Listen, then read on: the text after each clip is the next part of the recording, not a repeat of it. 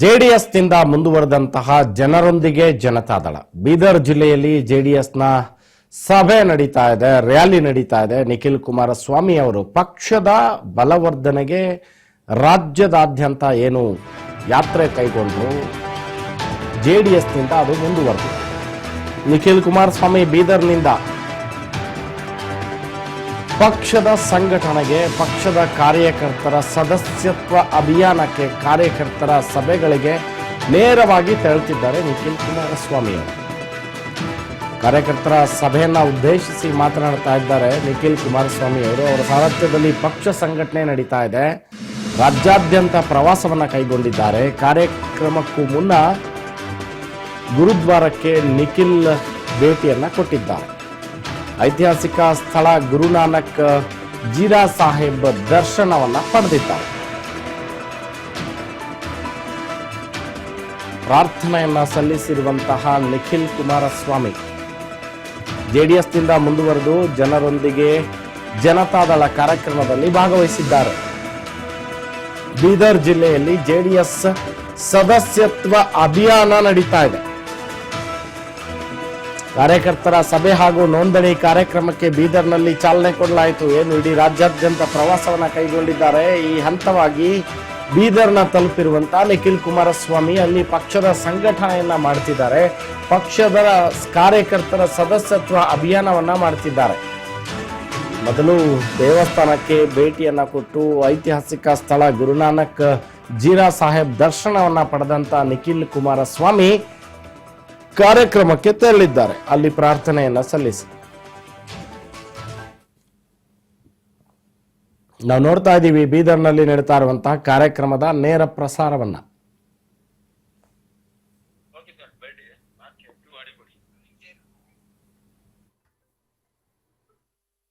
ಅದರಲ್ಲಿ ಬರ್ತಕ್ಕಂಥ 19 ವಿಧಾನಸಭಾ ಕ್ಷೇತ್ರಗಳಿಗೆ ಹೋಗಿ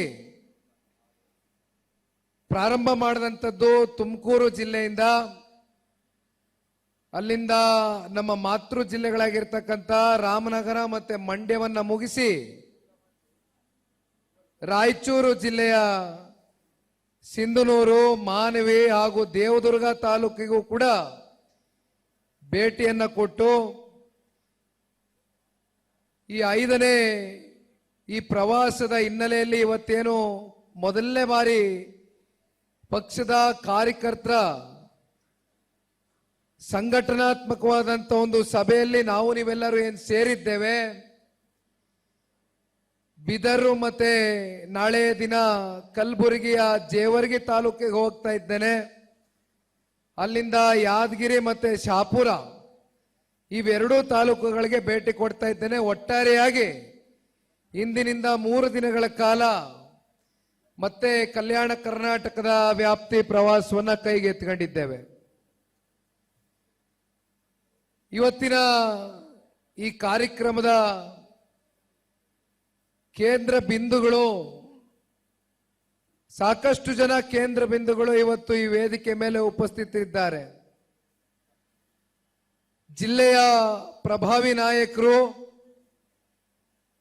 ಜನತಾದಳ ಪಕ್ಷದ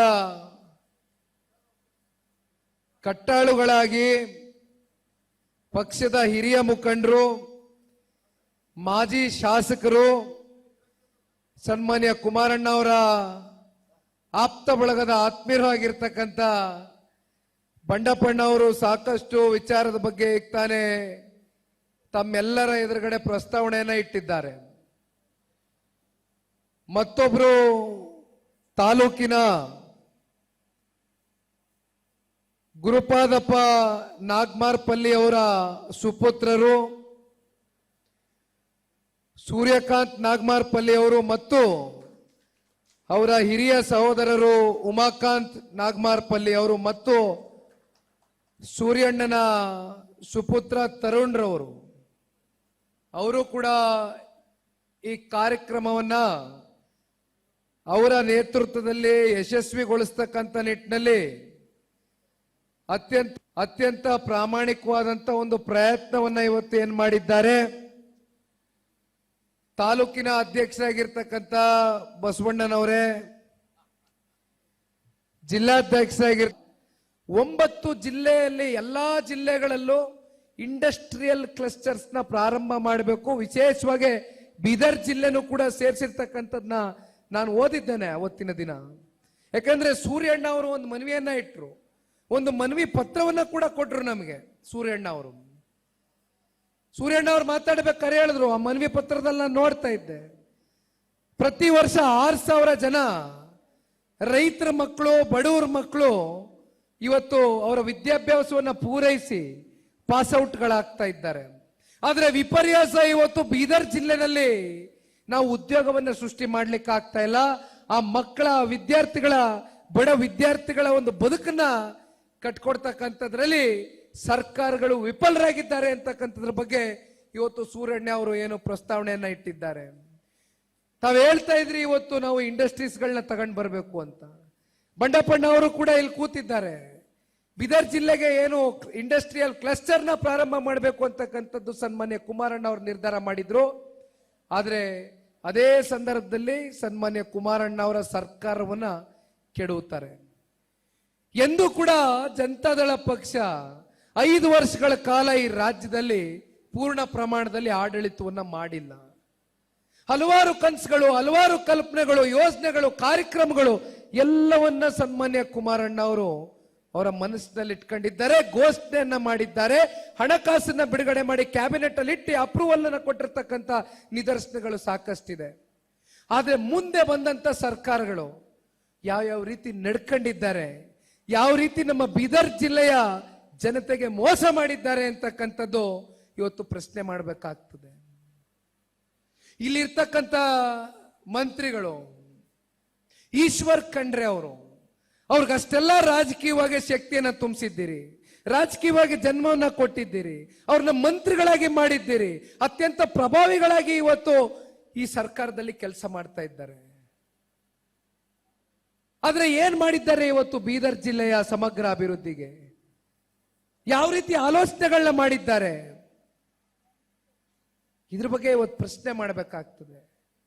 ಮತ್ತೊಬ್ರು ಯಾದಗಿರಿನಲ್ಲಿ ಪರಿಶಿಷ್ಟ ಜಾತಿ, ಪರಿಶಿಷ್ಟ ವರ್ಗದ ಕಾಂಗ್ರೆಸ್ನ ಪ್ರಭಾವಿ ನಾಯಕರು. ನನಗೆ ಅವ್ರ ಹಿರಿತನದ ಮೇಲೆ ಗೌರವ ಇದೆ. ಮಲ್ಲಿಕಾರ್ಜುನ್ ಖರ್ಗೆರವರು ಎಷ್ಟು ಬಾರಿ ಶಾಸಕರಾಗಿ ಆಯ್ಕೆಯಾಗಿದ್ದಾರೆ? ಬಹುಶಃ 8 ಬಾರಿ ಶಾಸಕರಾಗಿರ್ತಕ್ಕಂಥವ್ರು. ಎಷ್ಟು ಬಾರಿ ಮಂತ್ರಿಗಳಾಗಿ ಕೆಲಸ ಮಾಡಿದ್ದಾರೆ, ಎಷ್ಟು ಬಾರಿ ಸಂಸತ್ಗೆ ಕಳಿಸಿದ್ದಾರೆ. ಜನ ಹೇಳ್ತಾರೆ, ಪಾಪ ಮುಖ್ಯಮಂತ್ರಿಗಳು ಯಾದಗಿರಿನಲ್ಲಿ ಬಂದಾಗ ಆ ಸಮಾವೇಶದಲ್ಲಿ ಭಾಷಣ ಮಾಡಬೇಕಾದ್ರೆ 3,000 ಕೋಟಿ ಕಲ್ಯಾಣ ಕರ್ನಾಟಕದ ಸಮಗ್ರ ಅಭಿವೃದ್ಧಿಗೆ ಕೊಟ್ಟಿದ್ದೇವೆ, KKRDB ಸ್ಕೀಮ್ ಮೂಲಕ ಕೊಟ್ಟಿದ್ದೇವೆ ಅಂತ ಹೇಳ್ತಾರೆ. ಕ್ರಿಯಾ ಯೋಜನೆನ ಅನುಷ್ಠಾನಗೊಳಿಸಲಿಕ್ಕೆ 3,000 ಕೊಟ್ಟಿದ್ದೀನಿ ಅಂತಾರೆ. ಎಲ್ಲಿ ಕೊಟ್ಟಿದ್ದೀರಿ 3,000 ಕೋಟಿ? ಎಲ್ಲಿ ಬಳಕೆ ಆಗ್ತಾ ಇದೆ? ಯಾವ ರಸ್ತೆ ಅಭಿವೃದ್ಧಿ ಆಗ್ತಾ ಇದೆ? ಯಾವ ಚರಂಡಿ ವ್ಯವಸ್ಥೆ ಸರಿ ಮಾಡ್ತಿದ್ದೀರಿ? ಯಾವ ಶಾಲಾ ಕಟ್ಟಡಗಳನ್ನ ಕಟ್ಟಿದ್ದೀರಿ? ಯಾವ ಸರ್ಕಾರಿ ಆಸ್ಪತ್ರೆಗಳನ್ನ ನಿರ್ಮಾಣ ಮಾಡಿದ್ದೀರಿ? ಶ್ವೇತಪತ್ರ ಹೊರಡಿಸ್ಲಿಕ್ಕೆ ಸಾಧ್ಯವಾ? ತೆಗಿರಿ ಇವತ್ತು ಕಲ್ಯಾಣ ಕರ್ನಾಟಕದ ಜನತೆ ಮುಂದೆ, ಇವತ್ತು ಮುಂದೆಗಡೆ ಇಡಿ, ಬಿಚ್ಚಿಡಿ. ಬೆಳಗ್ಗೆ ನೋಡ್ತಾ ಇದ್ದೆ ಪತ್ರಿಕೆಯಲ್ಲಿ 3,400 ಕೋಟಿ ರೂಪಾಯಿ ನೀರಾವರಿ ಯೋಜನೆಗೆ ದುಡ್ಡನ್ನ ಇಟ್ಟಿದ್ದಾರೆ ಸರ್ಕಾರ, ಹಣಕಾಸನ್ನ ಬಿಡುಗಡೆ ಮಾಡಿ. ಎಲ್ಲಿದೆ ದುಡ್ಡು?